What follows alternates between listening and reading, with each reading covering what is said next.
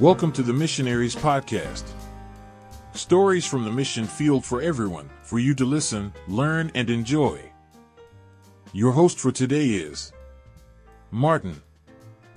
Welcome everybody to this new podcast.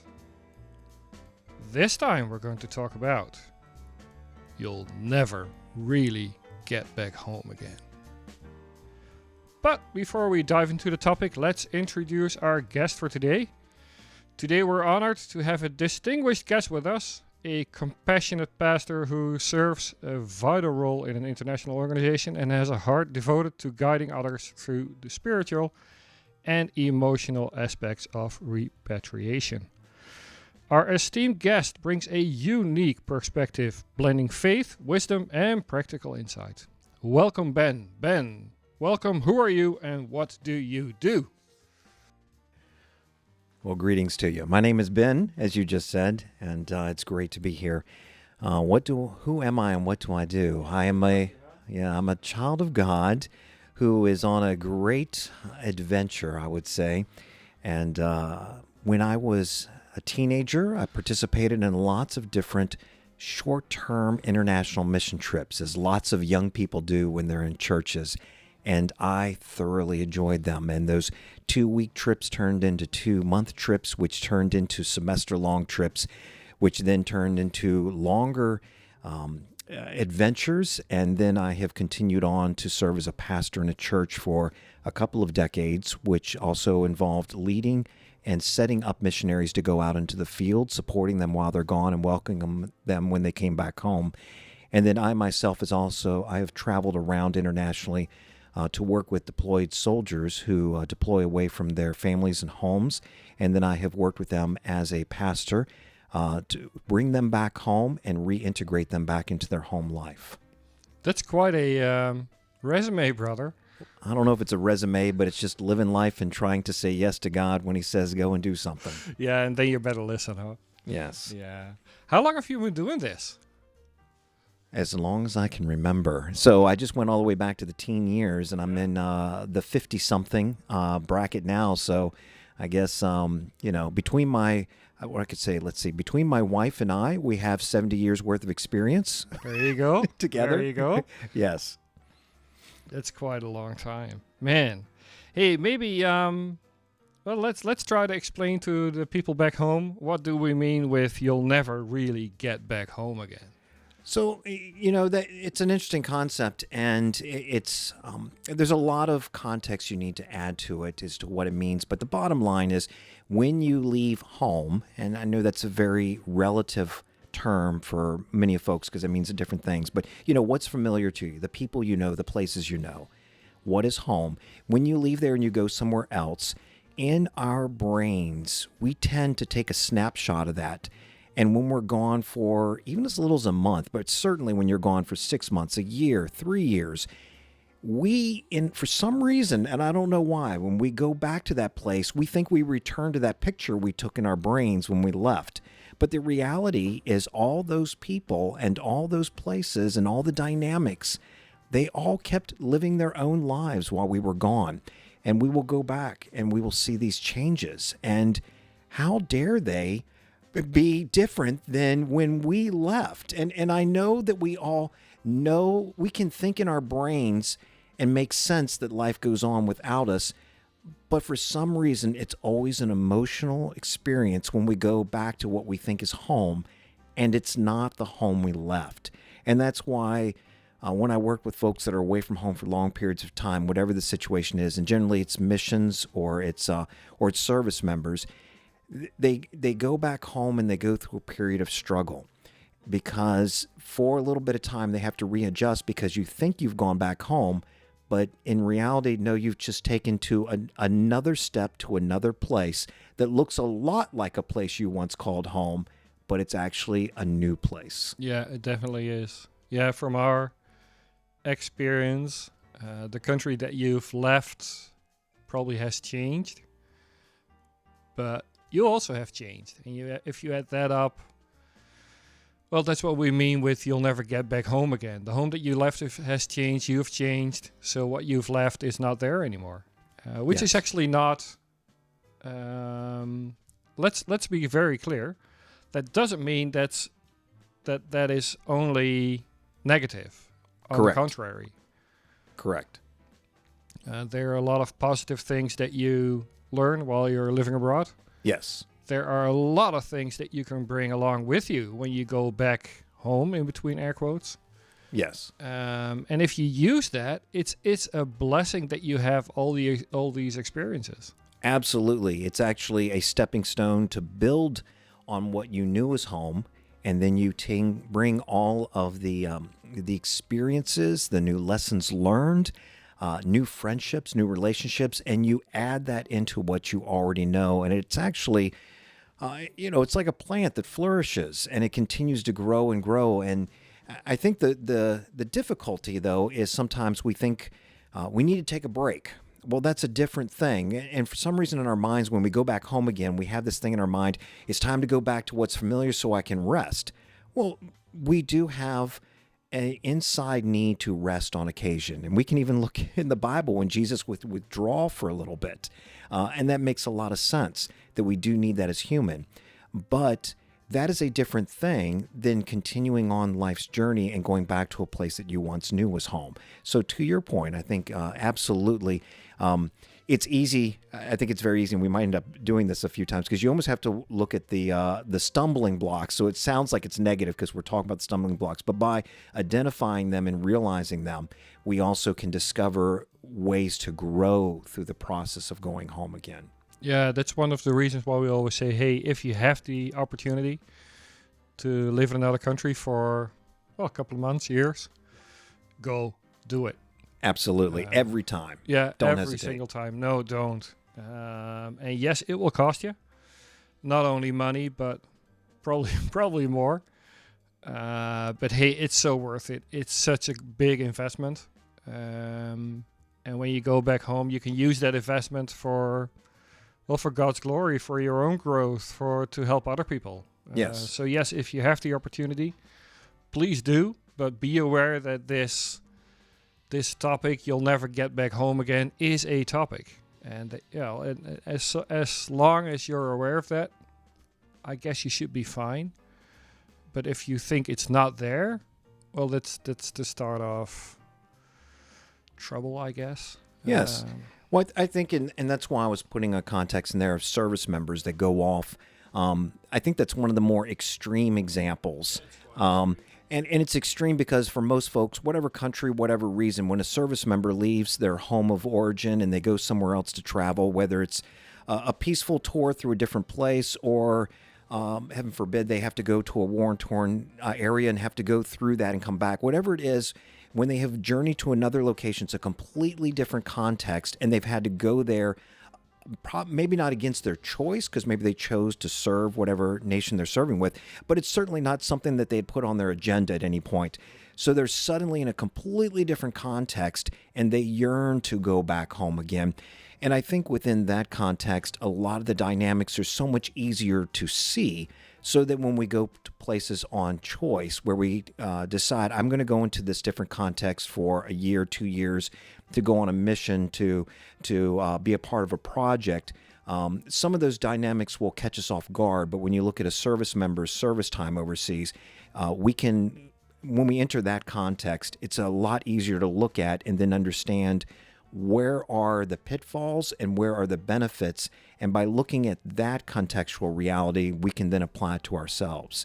And here in a minute, I'd love to get into some of the words that I love to share with service members as they go back home, because I think it gets after exactly the dynamics we're talking about.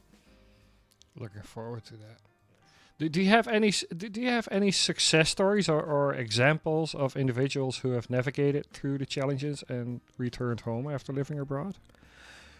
Oh, well, yes. And I think some of those, they dive into different areas. So after living abroad, let's see, just recently here in the city that we're in right now, there's so much history. It's just thick of history all over the place. And it dives back 50, 100 years. And I participated in an event just recently where this past week where I went with a group of folks where we explored tunnels under the city.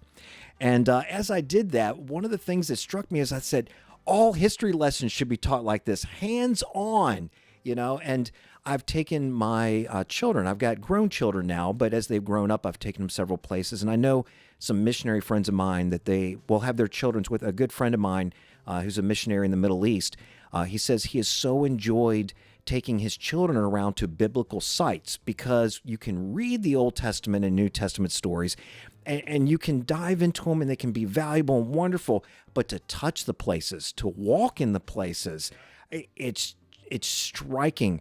And what I find is when you bring that richness back home, you have an energy and an excitement to bring that back to folks that you know, and you are much broader in your knowledge, much deeper in your knowledge and your experience and your ability to speak into the message. If you're a speaker, a religious speaker, if you teach on things, you can bring all of those elements in. To your point, there's the expansion of experience, but also the appreciation of relationships. I've known folks, and it's very difficult. I don't know if we'll get all the way into it, but the thing that I think suffers the most when you're away, because lots of times what this means for folks is they're away from loved ones. And sometimes, depending on the mission, where you're able to go or not go or whatever, you may not be able to travel with your immediate family, and you may be separated for an extended time. And that hurts, and it is very troubling. But I think if you take some specific actions along the way, that you can really turn it into a energizing kind of possibility to bring families even closer together.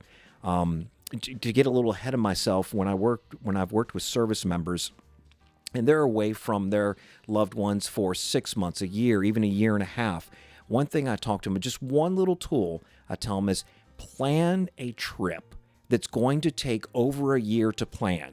And for a lot of Americans, that's plan a good solid trip to Disney World. Now, that may not apply to everyone, but for a lot of Americans, that's what it is. And if you're going to plan a really good trip to Disney World, it's going to take you a year to plan that. Yep. So I said, you're away from your family for a year and a half. Use that time through phone calls and research and plan it all out and do the details, because that builds anticipation. And then when you get back home again and you get with your loved ones, then go on that trip together, and you've spent a whole year preparing for it, and then you go on it. And then, as much as I've put all that great anticipation up for them, I said, and here's one thing, plan for everything to go wrong, because you're going to get back and the kids will have changed. You thought they loved Legos, but now they don't. So you bought them Legos because you planned, and it fell apart, but you're going to plan for that, and you're going to find the enjoyment when you come back together. So a success story, though, is when you anticipate the coming back together. There are situations where I've seen families actually, and it's a process, it's not immediate, but there's actually a richening of the relationships between them, because they've put the energy into ensuring that the relationship would be growing through that process. Whereas that is more energy than folks that are just living life day to day. Get up, go to work, come home, eat. Get up, go to work, go home, and eat. And if you are not intentional about building the relationship, you can easily live in the same house and grow apart. By contrast, you can physically be apart from one another on two sides of the globe. But if you're intentional in the relationship building, when you are reunited, you'll actually find yourself even closer to one another. It has to do with being intentional in the things that you do to bond the relationship together. Yeah, what I actually like about it is that you see it as a thing that you should think about even before you go. Yes, absolutely. And I think that's a big lesson for all of us. When I look at my first mission trips, I didn't have a clue, didn't prepare anything, just went. Oh, yes. Well, that just didn't go great. Mm-hmm. But if you prepare things like this, how do you keep in contact with your family? What sort of topics do you want to talk about? What's important for you? If you think about that before you go, it helps you so much once you're living abroad. And also it helps you so much when you get back home. Yes. Yeah, it's one of the things that we should do more proactively instead of, we'll see how it goes when we get back home. Right. If you think about it like that, that's a recipe for disaster. Yeah. Great lessons, brother. Hey, what are common struggles when people, what are common struggles what, when people get back home to their home country? Cash and expectations. And it's good stories, it's bad stories, it's all different. So cash flow. And I know you've got a variety of listeners, so every possible implication of this is probably accurate amongst folks that are listening. But the reality is when we're traveling and when we go home again, cash flow changes. And for Yeah. some people, while they're traveling, and this is very much true for service members that I've worked with, is that life is simpler and a lot of things are provided and they don't have to pay for much. And I know some folks, oh my goodness, in Europe, I've discovered, this whole genre of folks that just live out of backpacks and they live off of almost nothing. And there's this sense that you almost live an easier and a life that you don't need as many resources if that's where your mindset is.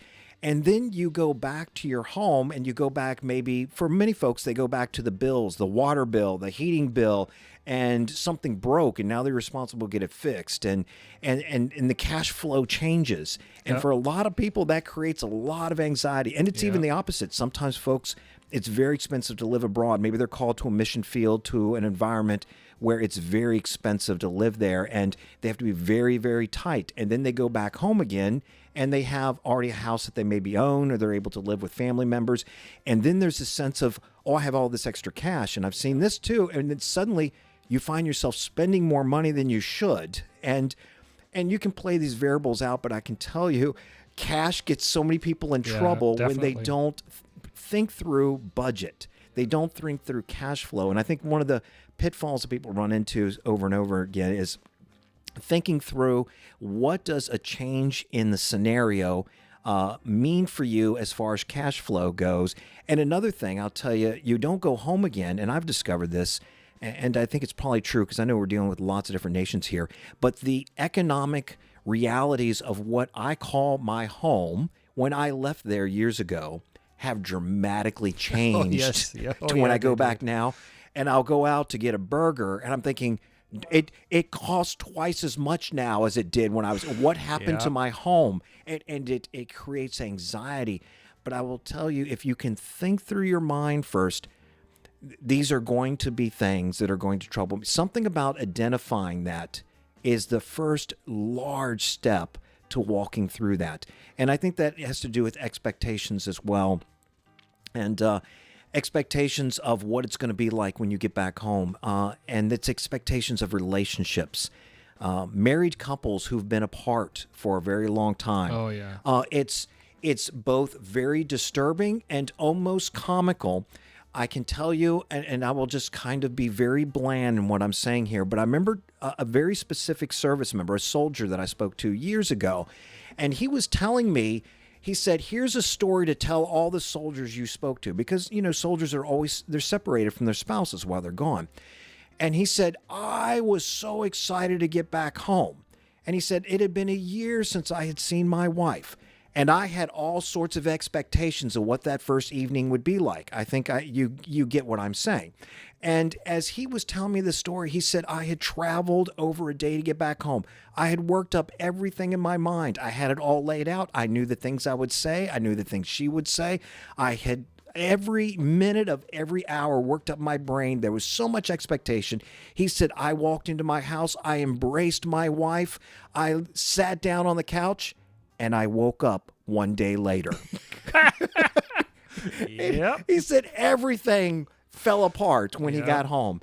He said he was tired, he was cranky, Completely done. and she didn't know what this guy was doing in her house now, and Yeah. and she had stuff in the closets, and he didn't have anywhere to put his stuff. It was great unifying moment coming back together, but completely not what either one of them expected. And there's the whole other side of the story from her perspective, that she was expecting this romance and this wonderful, beautiful story, and he would walk in the door with poetry. Yeah. And instead he was snoring on the couch. And it's just expectations. Yeah. And that's both sides. And Yeah, definitely. and if you're not married, you come back home and you're going back to your parents' house, and suddenly, things are a little different, and your old room is now your mom's her place to do her sewing, and it's like, well, what just happened? gone. It's all changed. So cash and expectations, but knowing those two things up front before you go back home. And I think that there's also very much approaches of faith to all these things as well that helps out. I think, oh my goodness, this gets into another can of worms, and I know I'm rambling on here, but cash and expectations. When you're abroad and when you come back, for a lot of people of faith, you're moving from your home church to a mission church abroad.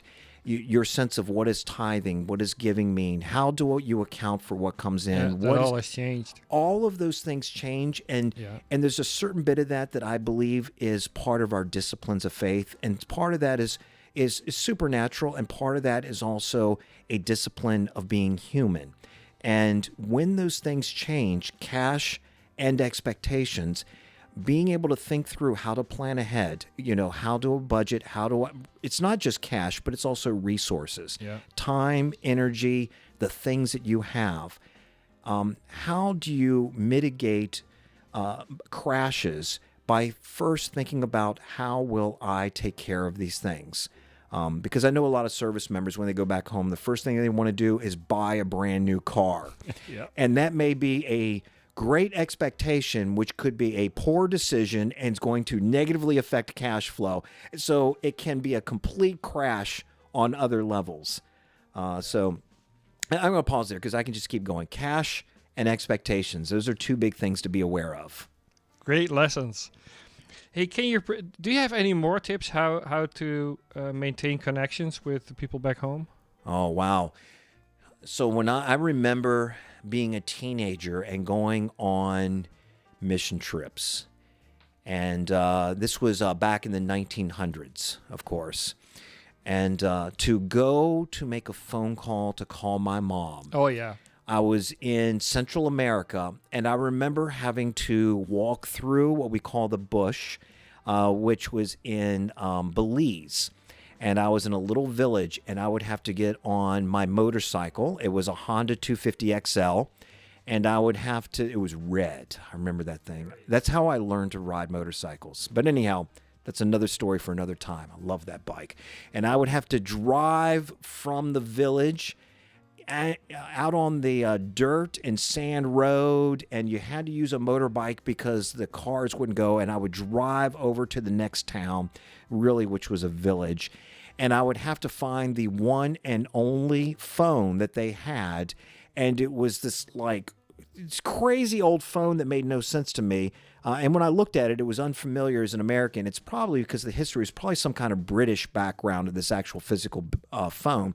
And it was like, one wire coming down from the top of this black box with a receiver on it.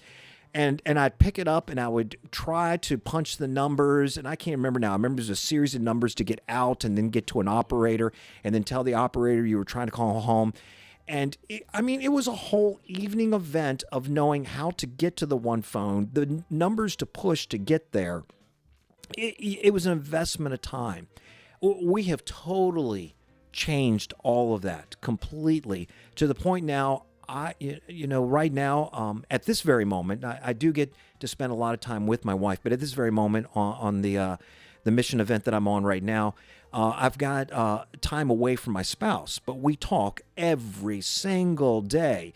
And with my grown kids, it has a lot to do with culture. We text every single day.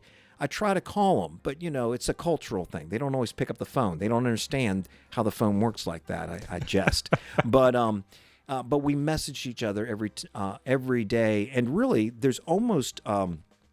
we actually have almost the opposite problem this day, where it's over ease of communication that can actually distract you from what you are doing apart, to the point that it almost takes away a sense of purpose of why you are separated. Yeah. So to your question, I think the encouragement is communication is much easier than it used to be. But the caution is also be sure you're communicating, but with purpose, and we get back to the intention. When you contact home, make sure it's intentional, that it's significant, and you're building the relationship. but also stay on purpose, on task to why you are away from your loved ones in the moment, so that you have the significance in the moment. Or otherwise, you may even actually find yourself depressed being gone because you've lost the sense of why you even left. Yeah. So there's a balance there. So to your question, I think utilize all the means of communication we have today, but do so with your eyes wide open and with an understanding of pursuing the communication to the point that it is edifying everyone that you're communicating, the kids, the spouse, your mom, your dad, whoever your loved ones are. Make sure you are involved in each other's lives, but staying on task. So you're separated from your family maybe for a moment, but remember the task is to get back to them with a built relationship. And part of that is staying on task where you are with that purpose. So I'll just keep on rambling on, but yeah. So use all the communication we have now with intent and purpose. Yeah, when I look back on my first trip abroad, just what you said. I mean, the only way of communicating with my family was through a phone, but that was way too expensive back then. Oh yes. So we sent out. So I sent a letter back home. Handwritten letters. Airmail. Yeah, and it took weeks to get over the pond. Yes. And I thought, and the other thing was, you had to really think, what am I going to say in that letter, since there's just so much you can say in that letter. Yes. So I prepared that letter, and it took weeks. And I think very often these days, we don't even prepare it anymore. We just gun it. And we shouldn't do that. I think we should think about more, hey, who am I going to call today? And what's the purpose of that call or that letter? Mm-hmm. And if we do that, the communication with the people back home starts to be, well, deeper, I guess. Not that shallow. Let's be honest. We can all put out a message on Facebook. Hey, I'm doing great, and this is me in a restaurant eating a burger. But is that communicating with the people back home? And I'm afraid we very often think in these days that's communicating with people back home. No, it's not. It's just sharing a picture of you with a burger. Mm-hmm. Hooray. And that's it. And we should think about that more consciously, I guess. Yes. Yeah, I think so. Because in if we can be stereotypical, and of course I always am shy about going here because there's always an exception to every rule. But guys like to talk about the things that happened during that day, and the ladies like to talk about what that meant, and how you made how that made you feel. So what I encourage folks is when they do call back home, try to make sure you're answering both of those things. You know, answer what happened today, because that generally takes care of a lot of the guys. Here's the things that happened, A, B, C, but also in the same conversation, and here's how it made me feel. You know, so you say, this happened and it made me feel like this. Then this happened. Then I felt like this. And then you bring those different sides of the brain together. Yeah. Hey, I bet you have some... You helped a lot of people with, among other things, this topic in your past. Do you have things that you very often tell them, as in, this is what I always tell them when they leave, or do you have stuff like that? So I think it's a lot of the things we've already said. The first shocker is I always get up and say, I'm here to tell you, you can't go home again. Yeah. And I was like, what? And then I explain exactly what you're talking about. And then I like to walk it through the expectations. And then I like to tell them, make sure they're reconnecting on the other people's level. One thing I like to tell folks is, be mindful that when you go back home, you're reconnecting with other people and you are connecting with them on their level as well. So lots of times when folks have children, that's where I like to focus in, because we don't always think about that. What has happened with the child? If you're gone for, more than even 6 months, especially with little kids, they so dramatically change within just a few months. I encourage big, burly, rough, and tough guys, who love to grunt as they speak. I say, if you're going back home and you got a little girl at home, I know you want to go home and be like, I had these stories, and then I went over to the jungle and I did this, and you want to be her hero and this big, rough and tough. And I was like, that may work, But if you're losing her in the moment, it's not working. You might need to sit down and play with some dollies with her. And as she plays with dollies, listen to what is happening in the conversation. Look at how she has the dollies playing together. Play with the dollies. Maybe you got a little kid who loves Legos and they want to build with them, and you want to go outside and play a sport. But if they want to play the Legos, go sit in the floor and play with the Legos, build a little bit, and open the discussion. And also be very aware, if you've got preteens that are going into teenagers, be aware they may have fundamentally changed while you were gone.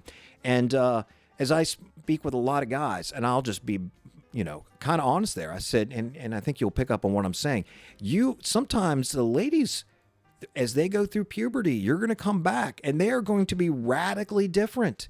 And you may have left your little girl and you're going to come home to a young woman, and that's very different. And your mannerisms and her mannerisms, they're all going to change. And on a young man, if you left a little boy at home and he's gone through puberty and you're coming back home, he's going to stink. He's going to smell when you Yeah. and he's going to be awkward. And that is normal for they're going through a phase, but you may have missed out on some of those transition points. Yeah. So I like to tell folks when they go back home, especially when I'm talking to people who've been away from their kids, be mindful. Your child has likely changed.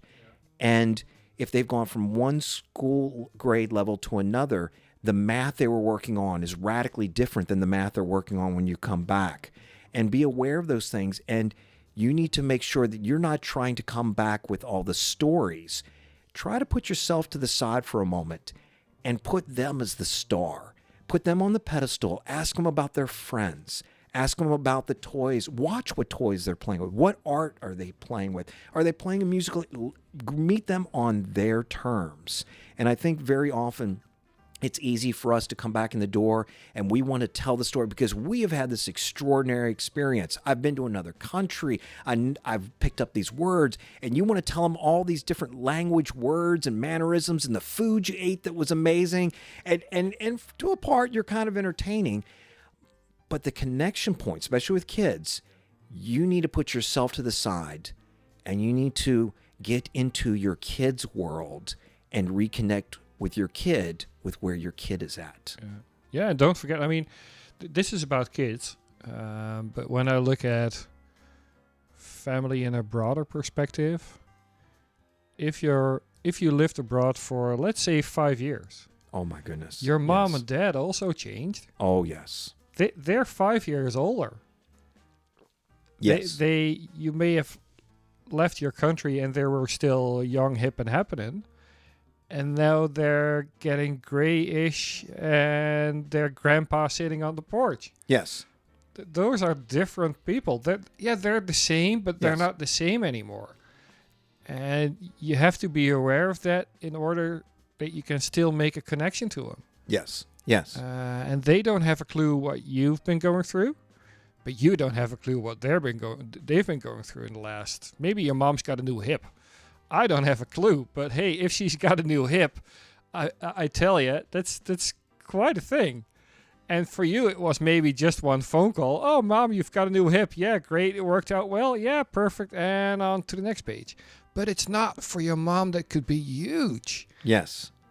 I was gone for an extended trip one time, and my sister and her husband had a child while I was gone. And I missed the entire pregnancy of and I'm close to my sister. And when I left, I remember my sister and her husband and their one child. When I returned, in many ways, she had returned to who she was. And, the brother-in-law, he's still the guy who he was. Outstanding gentleman. I love the guy. And then I was like, who's this extra baby in the house? Where did this guy, what do you mean I have logically in my brain, I knew I had a niece, but it was very different to walk in with a family, some loved ones that I'm close with. And suddenly there is a new person that I like. This is not the snapshot I took when I left. This is a different scenario. And then the same is, oh my goodness, you extend that out to your neighbors. I have some good relationship with neighbors. Well, they go on with their lives without you, and you come back, and some neighbors have changed. Now I say, we're laughing, but you also have to be very careful, because I've had this happen before. You come back, and I'm just being real. It's the real world, and you notice this couple that used to be together is no longer together, and if you're gone extended time for years, sometimes you'll run into folks that you are even close friends with, and they have split up and they have remarried. And this is a whole different relationship context. And there's a world of conversation we can get into on the details of that. But just the wave top I'm getting to is the actual social structures that you return to have changed up. Oh, yeah. Yeah, let alone, if we ever have to go back to the Netherlands, I'm afraid we're not even going to live in the same city that we left. Oh, yes. I'm afraid it's even going to be a different county, a different state. Mm-hmm. Yes. The culture in the state that we'll probably end up will be totally different than where we left. Yes. So, and that makes it, well, not complicated, but more interesting. It is, yes. I think with the awareness, and we're repeating a lot of the same things because I think this is the lesson learned in it. If you are aware of what's happening, it's like preparing to go on a trip. You have to prepare. You have to pack the right things. So mentally, when you go home, you have to mentally pack. Things are going to be different. And to an extent, some of these things you will logically know. I knew that I had a new niece. You may know that mom has a new hip. You know that the neighbors moved away and you have new neighbors. But if you wait until you drive into your old neighborhood, if you wait until then to absorb it, it's going to shock you and it will raise anxiety. You'll have awkward interactions with people. But if you mentally prepare and you think through, and we're people of faith, you pray about these things. You're praying for these folks. And you realize in your own preparation, in your heart and in your prayer life, and in the way you understand how the Lord is with us through all of these events, you go with a certain understanding and a certain anticipation. Things are going to be different. I understand logically things are different, and there are things I know where the streets are. Well, sometimes they've changed the streets too, but you generally will be able to function just fine. But when you go back, you think through, I am on a continuing adventure. I think we said that in the first couple of minutes. We're on this continuing adventure of life. And while I'm returning to a familiar place, I return with new input into it, and it has new input for me. Yep. So there's actually encouragement there. You're not going into a stale place. It's a continuation of all the things that you have been through in the past. Man, I don't know about the people back home, but there are some great lessons in this. Yes. Yeah. And a lot of things are, if you just hear them, you're like, yeah, that sounds logical. But let's be honest, a lot of those things we don't even think about. Yes. And we should think about it before we leave the country. We should think about it when we're abroad, and we should think about it when we go back home and when we are back home. It should be a continuing process as far as we can see it. Yes. Yes. And as soon as you think, we'll get there as soon as we're there, no, that's too late. It should be part of your daily, it should be part of your daily routine, I guess. Yes. Yes. Well, preparing to go back, one of the main things I have done in the past when I've worked directly with service members, military service members, and they're preparing to go back home, this could get long-winded. I can try to keep it a little short, but there's some speeches that I like to give to them. I like to sit down with them in small groups, and a lot of things that I like to tell them we've already talked through, but I will tell you, I've got I actually pulled up these note cards that I have here. Literally, I'm looking at the file, and it is exactly 19 and a half years ago that I created this. And all of these dynamics are exactly the same, which is really funny because I have conversations with folks that are on mission trips and such today, and these are all the exact same kinds of things. And service members, I've talked with service members from different countries recently that are returning back to their home. It's one of the things I like to do. And to this day, I don't use these note cards with them because they look so dated. But all of the details are exactly the same. And I actually have in here reunion and reintegration. And it's all about how do you prepare to go back home. And the first things I always ask them is, why are we talking about this? Because you already know everything I'm going to tell you. But we all need to think through the process of going home because things happen and you've been gone a long time. Those are my opening comments. And what I like to talk about is the living conditions they've been in when they're gone are different than when they're going back. It's the practical things. How do you cook? What do you cook? How do you do laundry? When do you do laundry? How about bills? How do you physically pay the bills? That is going to change. Kids have changed. They've grown up. They've changed. Marriage is around you. People have gotten married while you were gone. Those folks that were engaged, they got married while you were gone. Yeah. Now they're a couple living together, maybe having a baby. Yet things have changed. And you have been in a situation that is very different than where you were. And when you go back, you need to think through that. The experience has changed you where you have been. And the counter is the same, the experience of you being gone. They've all gone through experiences while you've been gone, and they have changed. You have changed, and they have changed.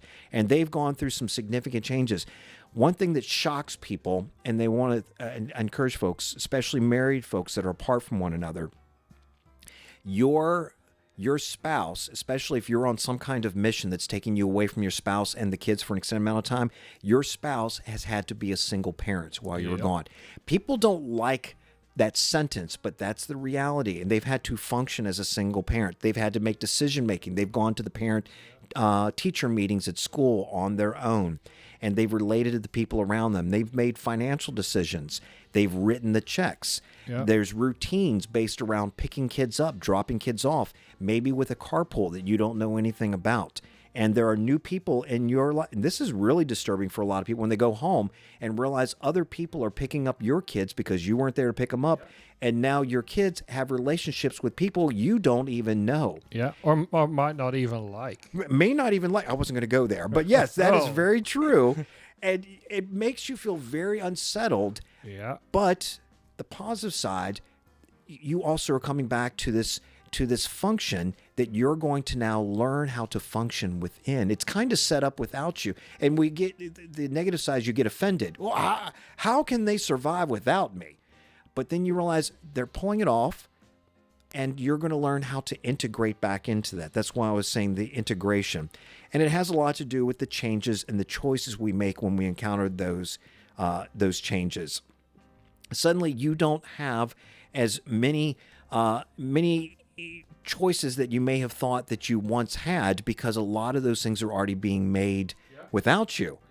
And you're going to have to learn how to integrate back into that. And sometimes for folks, they'll see that as a limitation. And that limitation creates frustration. The frustration, anxiety comes with that. And anxiety is just a terrible monster. As believers, we like to talk about a peace that passes all understanding. And I think that that's very much true.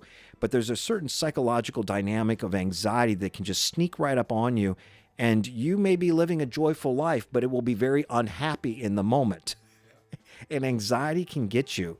Yeah. That anticipation, that's where we're really talking about. We talked about that a while ago when we were chatting a little bit, is understanding this and anticipating that things have changed while you're gone. If you can anticipate that, that is a huge step on making the integration flow much more naturally as you get back. When we left, I was doing a lot of stuff for my parents. Yes. So if they had questions about banking, stuff like that, Yes.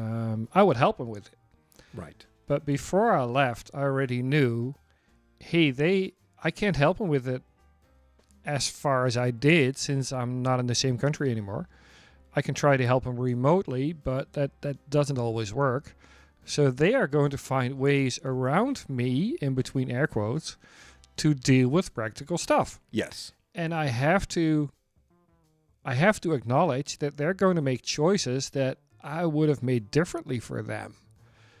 So their life's going to change. And when we get back home, in between air quotes, they made decisions without me. And I could think, well, I don't like it, but I could also think, hey, they found another way to deal with it. That's actually great. Yes, you may learn from it. Yeah, perfect. And sometimes they come up with stuff where I think, hey, I would have done it differently, but wow, you actually found a great solution for our problem. What a blessing that is.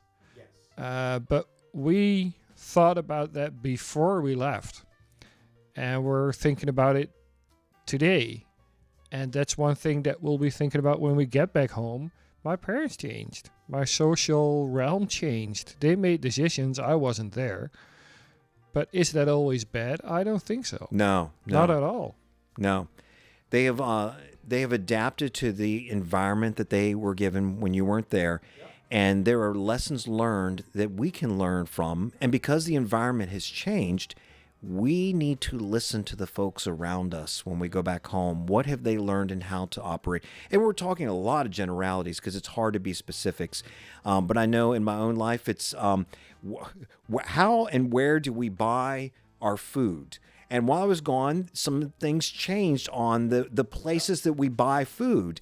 And where I think now to go buy food may not be the best answer now. And the folks that have been home for the last year and a half, they have figured it out. They know which butcher to go to get that kind of meat. They know which store to go to get the freshest cheese. And they sound like little things in your checkbook. That's a wonderful example. I always tell them, be very careful because those are the things that will catch you off guard and can aggravate you. And what you want to do is get past that and just what you said, to listen. We keep bouncing back and forth between the positive and the negative, but I feel the need to say too, and this is on one of my note cards here, is that for most folks, and it's not absolute, but for most folks, there is a honeymoon period when you come back. I will tell you, I've been gone on trips before for a year and a half or more, and to this day, I still hold on. The very stereotypical thing. My family has met me at the airport with the big cardboard sign that says, "Welcome home, Dad." And it's got like the hearts and the squiggly lines, and it's all big and it's wonderful. To this day, I still have those welcome home signs. I've got them stored away because they're very special to me. And I have walked in, and I'll tell you the other thing. Oh my goodness, this is always difficult. When you've been gone home, if you've been gone along and you're on your own, you come back to a spouse and kids. Who do you hug first? Oh, that's a tough one. It's a terrible thing. Oh my God. And I tell you what you try to do, this is just me. Yeah. I try to get as big arms as I can and try to just get them all in one shot because it's just difficult. But if you get stuck, hug the kids because you can get off the hook. It's harder the other way around. But anyhow, that's a tough one. Actually. Yeah, it's a tough one. I don't know if there's necessarily a right or wrong answer. You just go for it. But I always have the feeling that we're going back some sort of home next week. No, in 2 weeks. But who am I going to visit first? Yeah. My mom and dad, or my wives? Yes. Or the people in our home church, or my friends? Yeah. Or who am I going to visit? And they all would love it. They all would love it when I give them a visit. But there's just so much time. And when you're on a short-term sabbatical visit, who do you not visit? It is terrible. It's terrible. Yes, and that is an expectation as well. You got to prepare when you go back. Think through the process and plan that not everything's going to go according to plan. Because I know right now, if I were to travel back, I think most everyone in the Northern Hemisphere, you're dealing with winter weather. Your flight can be delayed. It'll snow and ice. You can't get to people's houses. Plan B, C, D, and E. So you go with certain understandings. And back to what I was saying, there's the honeymoon period. And what I was getting to, this kind of edges into what we're talking about too, is the realization that the life enters in, that the dynamics of just being real people. That I will go back home, and I like to think that my wife would enjoy me hugging on her forever. But the reality is after a while, okay, it's time to stop hugging. And then in a greater sense, you feel like you want to be around people forever. But at some point, it's like, no, I need a little bit of alone time. Now, I'm not talking the first 30 minutes, but I'm saying you go back home and you've missed your loved ones and you want to be around them And then I'll tell you, this happens a lot for folks with kids as well, is after a while, you're like, oh, I just need 20 minutes to think for a minute. I just need to pull back.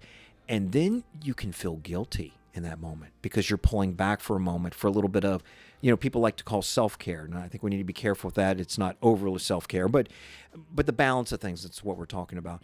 And be careful. Realize that you also will need to balance some alone time. You need to keep doing the things that keep you building as a person. So, and it's really funny is some of the things of best intent will also drive us to feel guilty. You've been away from your loved ones for so long, and you enjoy the first evening home. You get up the next morning, and maybe as a part of your practice, you're used to drawing away and having some quiet time, reading some scriptures, saying some prayers. And that first morning you're back with your loved ones, you're going, is it okay that I pull away for a few minutes? Well, that's part of who you are, and that's okay. And they want you to still be who you are. So don't feel guilty about pulling back for a period of time to invest on who you are as a person. And then you balance out the time. Plan some times together. Plan for times together and allow for times apart.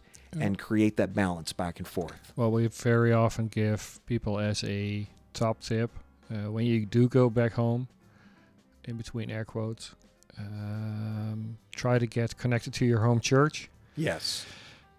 You can't stay at home 24/7. You need time on your own. You need activities on your own.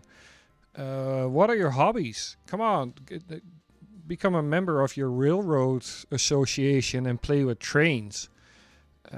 Playing your own Bible study.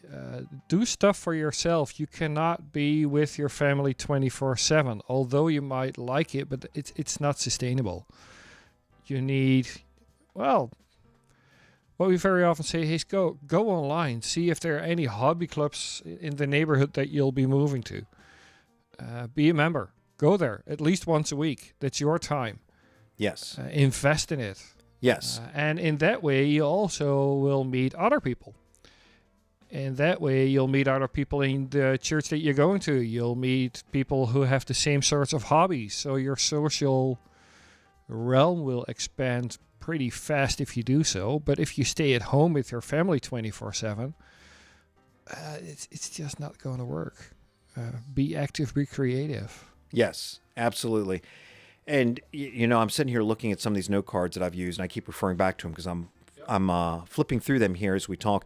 We are going through exactly the 5 helpful hints that I've picked up from other people, because I'll ask people, what helped you as you went back home? And 1, 2, 3, 4, 5, we just went through the helpful hints that I've had people tell me to tell others, which is when you go back home as a parent, make sure you create some time to also invest in being with other adults. You feel some certain guilt, but you've got to balance out that time back and forth. Avoid the luxuries of overspending. We covered that a little bit earlier. Establish a base of support. People have told me that when they go back home, because things have changed up. So maybe, I know when I was stateside before being in Europe for an extended time, I had a prayer group that I enjoyed going to, and every single week it was my go-to group. We shared everything. We dove into some scriptures. We talked through a number of deep things. We asked uncomfortable questions of each other. It was a very tight group. And then when you're gone, you miss that for a little bit, and you need to start finding that again. So when you go back home again, that group that maybe you don't go home again, the group that you may remember from 10 years ago that you were tight with, all those people have moved on, but your need for that tightness of that group, of that closeness, it all still exists. So find places, find a group, find a small group that you can develop your trust back into. And the other thing here was make plans to break up time. And that's between your hobbies. Maybe you've got a new skill set you're developing for your next step in a career or something like that, but divide your time up. Don't dedicate 100% into all one thing as you go back home. Divide it up into relaxing time, developing time, seeing friends time, all of those things. Man, what a lessons. Let me, I think we're coming to the end or not. My goodness. Yeah, I mean, come on, we can keep talking about this for, not forever, but for even longer, I guess. Yes. Do you have anything that you would like to give to people back home? As in, come on, I need to share this. This is a This is a top tip. Yeah, so I know you have a broad group of folks here, and within the mission fields and where people go, and the world is topsy-turvy, I think would be the nice way to put it right now. There's a lot of folks, I've got friends who are in some missionaries that are in some challenging places, and the world around us, there are places where it's just extreme violence, just to be blunt. And because of that, we live in scenarios that are difficult to live within, and people have experienced loss and tragedy and difficulty there. When I have worked with service members in the past, those are realities that we have to talk about when you go back home. And several things I like to speak to them very upfront and without trying to get too invested in the details, but the more some of the topics here is expect a different set of demands on your time, because your time may have been so much into safety and safeguarding yourself that when you go back home, there's a sense of where you can overdo that, and you're spending too much time safeguarding rather than getting back with your loved ones. That takes time to learn. And it takes time. Expect some loneliness, because people will not understand the realities that you've lived in. And when you've lived in a sense of hyper-vigilance and your adrenaline has been pumping, you go back home and there is a sense that no one understands you. And even though you love those people and they love you, you can be in the room with people who love you the most and still feel lonely. And I think it's important to remember that loneliness is a symptom of reintegrating in, and it's a process, and it takes time. Yep. Expect feelings of not being where the action is, and that you were a missionary and you were living on the edge, and you were sharing the gospel, and you were doing all this. You were the story that they wrote books about, and then you go back home and you're just another guy in line at Chick-fil-A getting a sandwich, and that's it. And it's like you're not the action hero anymore, and you need to realize when you go back home that you have been, and I don't know, everyone has this like internal sense of being a hero, whatever that means for you. And you have to readjust to who you are back at your home and what that means. Expect people not to understand what you have done, because you will speak languages. It'll be simple things. Like I can go back home and say, I want to get a pierogi. And they're like, what is that word you just said? They like won't even understand the word, and that's a silly thing. But you complicate that up into whole scenario. Many different cultures. It's not just service members that are using acronyms. All organizations use these acronyms. You'll use language and scenarios that people won't understand. Yeah. And when we speak about that, when you live in another culture, especially if you live in a culture where you have to be on edge, safeguarding yourself or the people you're around. There's, I know in the U.S., there's a lot of talk about post-traumatic stress disorder, and there's some variances, and I understand in the field of terminology, how that terminology is changing. They just say post-traumatic stress. They leave off disorder. Mm-hmm. Whatever it is normal that when you transition from one culture to another, one dynamic, one environment to another, you'll have issues sleeping for a while. Yep. That's not you like having problems. That's you readjusting to new routines, new sleep, getting used to new rhythms in life. Yep. The hypervigilance, being overly aware of everything around you. Flashbacks. People deal with flashbacks. They will smell something. And I will tell you, this isn't just culture being gone. The scent of smell, when you're exposed to something over and over and again, people don't always understand. In the human psyche, smells will take you places. Oh, yeah. And you will be walking down the street and you will smell something that's similar to where you were. And it will hit you like a brick. And it will take you back to somewhere. Yeah. And I have been, I have been down in Haiti right after an earthquake. And there's just the horrendous things you're exposed to in the midst of that. And you will smell a smell being back in the back into your quote-unquote home, and it will take you right back there, and you will find yourself being on edge, being feeling out of place, even though you're in a place that you think should feel like home, but you feel out of place. All of these things are normal. They are normal, and if you can normalize if you can expect the sense of feeling abnormal through normal reactions that can help you in lowering the anxiety level of going back home when you're not going back home again. And what do you do in all these things? 4 things I like to encourage folks. Number 1, talk to someone you trust. And I think that is probably the most valuable thing, Yeah, whether that's it's a big a pastor, a friend, a spouse, a loved one. Everybody needs someone.